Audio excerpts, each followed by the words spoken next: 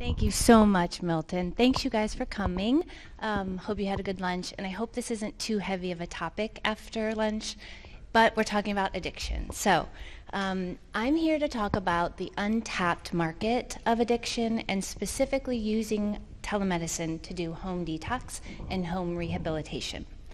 But before I start, I want to give you a little bit of information about myself, like who am I and why am I here and how did I get into this business in the first place.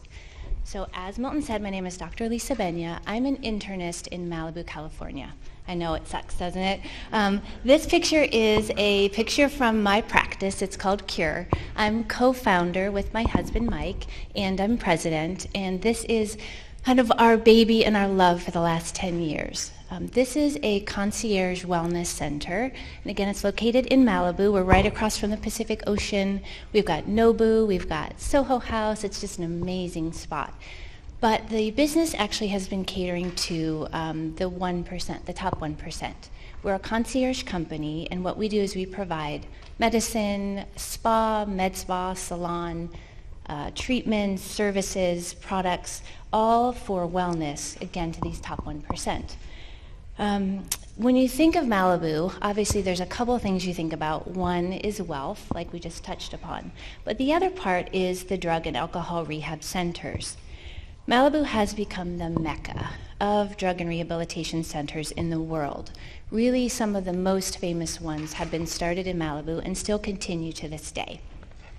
When I first moved to Malibu, and this was 17 years ago, addiction really wasn't spoken about. We didn't learn about it in medical school.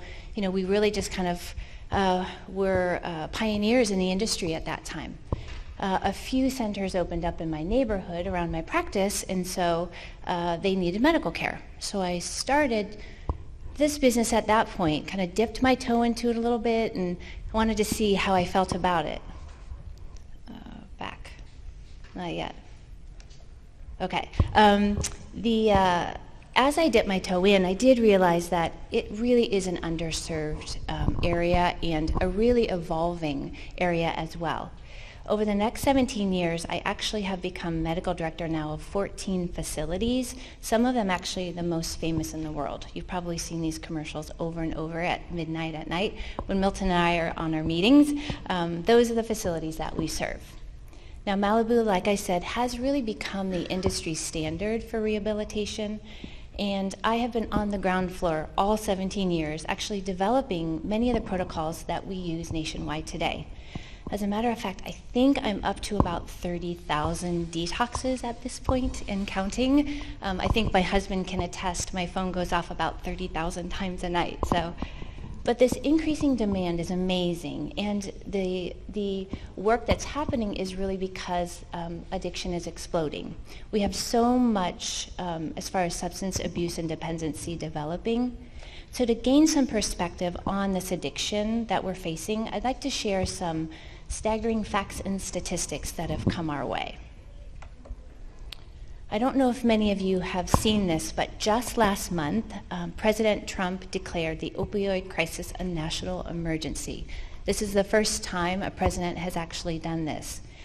His quote is up there, and I'll paraphrase, but basically he did say the opioid crisis is an emergency, and he's saying officially right now it's an emergency. We're going to spend a lot of time, a lot of effort, and a lot of money on the opioid crisis. There's never been anything like what's happened to this country over the last 4 or 5 years. And I have to say this, in all fairness, is a worldwide problem, not just a United States problem. It's happening worldwide. We on the field agree with this wholeheartedly. And I'd like to share some of the alarming statistics that actually will explain just why he made this bold statement. This first slide actually looks at drug claims by county all across the United States. So basically, out of all of the prescriptions written by healthcare providers, what percentage of those prescriptions are actually an opioid? The darker areas on the screen obviously will correspond to larger numbers, and the lighter areas to smaller numbers. As you can see, the amount of opioid prescriptions is amazingly high all across the country. Very few areas are spared. This second slide depicts the number of deaths that we're seeing from opioid overdose specifically.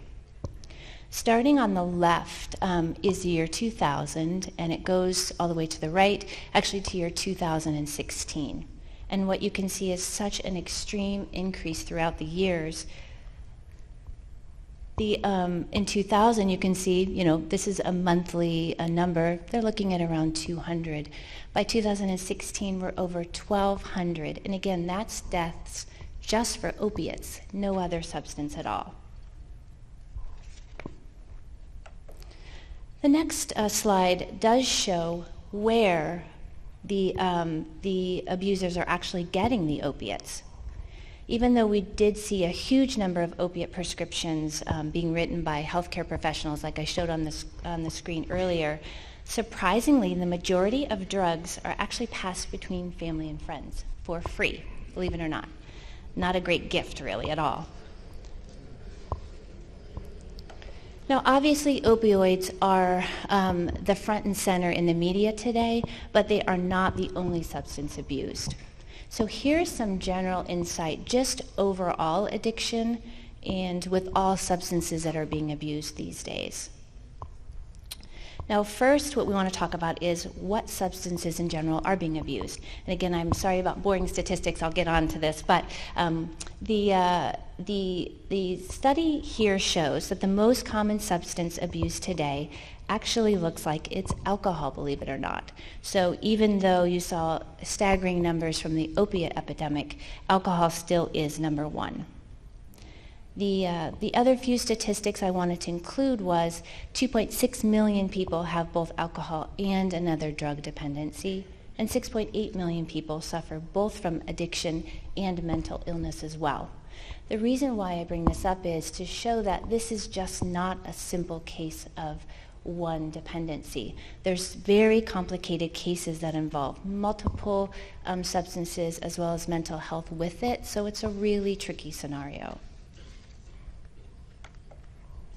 Now, the second thing we'd like to look at is actually where are we seeing the abuse and the dependence occurring. This slide actually shows the deaths by overdose from all substances, not just opiates, and with the darker colors representing obviously more deaths and the lighter less. The top left is from 2003, and the bottom right is from 2014. You can see how widespread all across the United States overdoses are occurring. And again, this is from all substances, not just opiates. And at this point in time, they are saying that there's about 100 people that die every day from an overdose, and this has actually tripled just in the last 15 to 20 years. The third thing we'd like to look at briefly is just who are these people that are currently addicted. This slide gives us an idea of the ages of addiction. And what we can see is the highest age that suffers from addiction are the ages from 18 to 25. You can also see that there really is not many ages spared at all. There's really no zeros there. What's surprising of this 18 to 25 age group, 90% of these actually begin using even before 18. So it's really sad. This starts really early. Now, looking at the who's, here are some famous people you guys probably recognize on the screen. Elton John, Whitney Houston, Farrah Fawcett, Elvis, good picture, Bob Marley. All of these are well-known people that we've probably seen in the media and know their struggles with addiction. The next slide I wanted to reiterate, these are people that live amongst us in our everyday lives that also struggle from addiction. Firefighters, pilots, be afraid if we're flying today, teachers, there's postal workers, etc. Again, the list is endless as to who can be affected by addiction. There's one special group that's actually gaining, unfortunately, a lot of notoriety, and the numbers are astronomical, and this is the neonatal population. There's a much higher rate of newborns that are exposed to drugs during pregnancy, and they're saying now every 19 minutes an opioid-addicted baby is born in the United States. They're born with something called NAS, which is neonatal abstinence syndrome, and what happens is immediately when they're born, they begin the withdrawal process. It's just heartbreaking to see, and unfortunately it's a big reality. This leads to tons of medical problems during their life, one of the biggest ones actually being a huge increase in risk for them to develop addiction in their future as well. Obviously, this crisis covers all ages, all races, all genders, and all socioeconomic status. But now that we know it's a crisis, how are we in the medical field actually diagnosing and treating this? So currently our model involves rehabilitation facilities. Now these facilities typically are big mansions or homes that are converted into actually businesses where they take bedrooms and they put 2 and 3 beds in a room, and that's where the rehabilitation process takes place. Currently there's about 14,000 of these facilities and growing. I think they're all in our backyard too, actually. Really in Malibu and my surrounding community, it's probably about a 30-mile radius, we have about 100 facilities. I can say not all reputable and definitely not all legit, which is another big problem we're having in the rehabilitation world. This is turning into a huge business, and they're estimating about $35 billion are going to be spent this year alone just in the drug and alcohol rehabilitation business in the United States. So it's huge. So what's the current process or this current rehab model right now that we're using? This is a picture of probably one of the famous ones, but it's a large mansion, lots of bedrooms, lots of rooms for groups and meetings. And what happens is that a client, when they decide that they need to go, or if someone decides for them, they leave their home, they check into a facility like this, and they stay there for about 30 days. And during this process, this is kind of where the quote magic happens. And the hope is at the end of this 30 days, clients are rehabilitated and they go home and they're normal again. And we know this just doesn't happen. Now, I'm going to go step by step a little bit about how, or what happens in these facilities and how the steps go. But first, when somebody does decide that they want to go into rehab, they have to locate a facility. There's a million of them on the internet. You don't know who to trust. But if you do locate one and you find that it meets your needs, both cost, location, also, pets, things like that you have to keep into consideration. Then you have to get transportation. And then transportation, if you can get on the plane or the bus in the car, which we have many people that can't, that can pose a difficult. So once you get to the facility, then a whole treatment team is called upon. There's medical physicians such as myself, there's psychiatrists, there's therapists, there's techs, nurses, and the like. And our job is to come to the facility, assess the client, and then we develop a detox protocol and then a rehab protocol. So right now, clients go away to a facility and then all the staff come there as well. These involve lots of individual sessions and group sessions and meetings, and all trying to get to the bottom of the addiction. Why is somebody addicted? And then figure out how to treat that. Once the 30 days are complete, and 30 days is a bit of a kind of a general number. It's getting a little less and less these days, but the client then either returns to home or goes to something called a sober living. A sober living is just a kind of, what they call them halfway houses, where it's a temporary lodging, and the clients that are addicted all live together, and they have structure and rules and accountability. Again, short-term solution, but eventually everybody has to leave and actually go back home to their home environment. Now, this model actually has saved many lives. It really has, and has been successful, but it also has limitations. The first and one of the biggest is financial. In It says $30,000 to $88,000 for 30 days, and that's pretty standard. In Malibu, there's some that are even $100,000 plus, and that's just for 30 days. So financially, it's really tricky. The second limitation really is the relationship strain that you can have. So you actually have to uproot yourself, leave your family, leave your job, leave responsibility, fly wherever you're going to go or travel, and be gone for a bit of time. And that can be really disruptive to your life and to other lives as well. And the third limitation seems to be a lot of the follow-up care. So what happens is clients are at the facility, they get great treatment, they feel strong, and then they have to go home. Once they go home, then they're left with finding another physician, a therapist, a psychiatrist, often trying to gain trust again, review all of the their past problems, and it really can be a very vulnerable state. And a lot of relapse happens after this 30-day period of time. And as I said, this is a successful model. But at this point, I think the success rate is only about 10%. Again, it's great because we really are saving lives, but we feel like there's got to be more. There's got to be a better way. And this is where I think my experience with the concierge world really helped me kind of open my eyes to the possibilities. So what we've done is we've developed actually a home detox and rehab using telemedicine. As my kind of private concierge practice actually grew and became successful, I realized that the success that clients were getting really was because of the quick access and the availability to myself and my staff 24/7. They telemed us, they call us, they text us, they email over and over and over 24/7, but that immediate care really can make a big difference in somebody's health. We also give them care at their home, at their job, if they're traveling for work. So in essence, we go to them instead of having them come to us.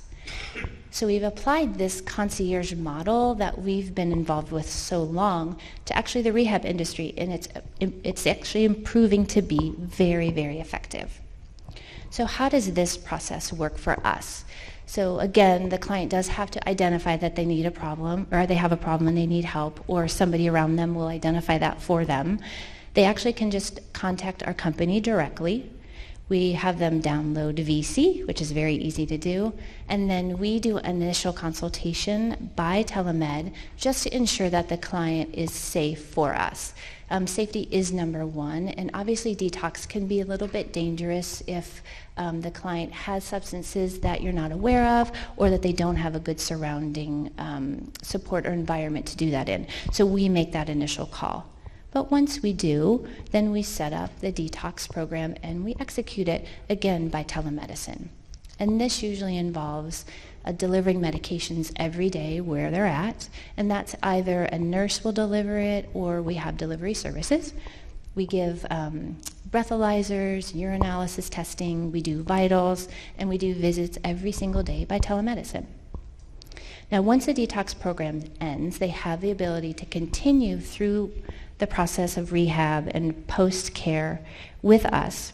And we continue to use a telemedicine. And again, we do medical visits, psych visits, we do therapy, and also supplements and podcasts and all kinds of stuff. So we get that continuity of care. Now, what we found is that the benefits are amazing. First and foremost, the clients get to remain in their own environment. And for some people, I think that this can't be understated. I have so many clients that almost have to make the decision to either get sober or lose their job or, get a divorce. So sometimes being able to do this in your own environment allows you to work on the relationships you're currently in, to be able to continue to work in your job while we really help to get you sober and to keep you sober. The cost is reduced, so those tens and hundreds of thousands of dollars usually gets reduced to a few $1,000s. Clients, again, can remain at home at work. That single team follow-through also can't be emphasized enough. We have one team that follows the client from beginning, and there's not really an end, but through the whole process. And once a client opens up and has trust and you're able to develop a bond in a relationship, that's so important for sobriety. So we really have had a lot of success with this. As a matter of fact, we have an example of an actor that we've done this with recently. He needed to be sober in order to get insurance for a movie shoot that he was doing. So it was our team that basically started him off at home, and we literally followed him every single location all around the world. My favorite was Rome, Italy. But we followed him, and during that time we did all of the program that we're talking about today. We breathalyzed, we did counseling, we did urine drug screening, we had applications where we could do his vitals, and all the while kept him sober, which was amazing. He did the movie. I don't think the movie was very good, but it ended up being really a very successful story. And over we've been able to provide this. So we're really excited about the future. We have currently developed our company. It's called detox, and this is the new company we've created actually for the telemedicine platform that I've talked about today. Although I've been doing this model literally for a decade and a half, we decided to really form a company and go for it. And I hope Milton's projections are right, but we really feel like we're filling a need for the addiction world that just hasn't been filled. If you look, you'll see a lot of kind of this high-end concierge detox model being done, but there's a not lot of direct-to-consumer home detoxing that can be done, or that has been done, and we really feel like we can fill that niche. Now, we have a booth outside, so we'll be here all week. If you guys have any questions, we welcome you to stop by and take a look. Anybody have any questions for me? Thank you so much. Oh, you're welcome. Thanks. How do you deal with cross-state licensure? So right now we've just launched in the United States. If we, for our example of the gentleman that we followed around the world, we basically just locate practitioners in that area that can handle the care that we need. I mean cross-state. Oh, cross-state, same thing, yeah. So if somebody's in Vegas, we just have a practitioner that takes care of it in Vegas. But if you have a team that is starting with somebody, and then that person's never coming to you, right? Never comes physically. Well, they can come physically if they're local, but... So that team has got to be licensed in the residence of the state of residence. Right, so we say, okay, when a client comes in, let's say they're from Vegas, and we get a call from Vegas, then you get a Vegas team. Now, obviously, if the client travels, you do what you can in the confines of travel. That would still work because... Yeah, correct, right. correct. Okay. Thank you very much. That was very insightful. I just had a question regarding, well, you mentioned how the telehealth really gives you an opportunity to treat these people while they're staying in their own environment. And of course, addiction has a lot to do with environment because, of course, you see a lot of people that come into your clinics, they change their environment. It's much easier not to be stuck in your own ways in that sense. Can you perhaps talk a little bit about how telehealth can, in certain cases, be even more effective than in-person counseling because you keep these patients in their environment and they learn how to be sober in their environment and they don't go through that change after they go back? It's a perfect question. And that's really where we feel like one of our benefits is that we, I alluded to, people will send loved ones off to rehab and then think they come back and they're fixed. And it's not about that. It's really saying, okay, where are you at right now? We meet you where you are, and we see what are the pitfalls. A lot of it is that family environment. You know, maybe there's a teenage child and the parents are going through a divorce, or so it's best to actually have the client, unless it's danger or domestic violence or something like that, but it's best to have them in their environment. We can assess them and really walk them through day by day. And one of the biggest pitfalls is going to rehab. You get a lot of insight, you get clean, you get sober, you get really strong,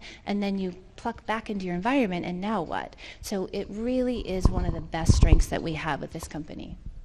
Just as a quick follow-up, I'm curious in what cases, if you have any statistics on that, because, for example, I can imagine with opioids there's a big physical component to the addiction, whereas for other things, like marijuana, for example, it's more of a psychological addiction. I'm curious how that might be a differential in whether home treatment or in clinic treatment might be more effective or not. Yeah, I mean, I think we choose now more safety than anything. So if somebody comes to us and wants a home detox, we can detox anything, truly, with our eyes closed and standing on our head. But the biggest I think thing that would deter us really would be safety. So whether it's marijuana or heroin or ketamine or crystal meth, we have the ability to do it, but we do have to individualize it just based on safety. So let's say there is somebody that, they're in a house and everybody's using around them. We have to say, oh, that's not going to happen. Even if it's marijuana, it's really tricky. Or we do, but that's part of the treatment that we offer is that, okay, you're going to stay home, you're going to try to abstain, and this is what we have to do for the rest of the family as well. I think the time ago, but Lisa will be around, and also tomorrow evening, if you're interested in exploring this company, even potentially invest in them, definitely come meet her and Mike. Again, thank you so much. Thank you.